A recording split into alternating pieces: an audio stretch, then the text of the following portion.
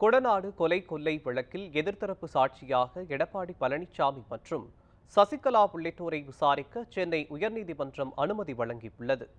மறைந்த முதலமைச்சர் ஜெயலலிதாவின் கொடநாடு எஸ்டேட்டில் 2017ஆம் ஆண்டு ஓம் பகதூர் என்ற பாதுகாவலர் கொலை செய்யப்பட்டு அங்கிருந்த ஆவணங்கள் கொள்ளையடிக்கப்பட்டதாக புகார் எழுந்தது. இந்நிலையில் இந்த வழக்கில் குற்றம் சாட்டப்பட்ட திபு, சதீசன், சந்தோஷ் சாமி ஆகியோர் நீலகிரி மாவட்ட அமர்வு நீதிமன்றத்தில் மனு தாக்கல் செய்தனர். அதில் முன்னாள் முதலமைச்சர் எடப்பாடி பழனிசாமி, சசிகலா உள்ளிட்டோரை விசாரிக்க வேண்டும் என கூறியிருந்தார்.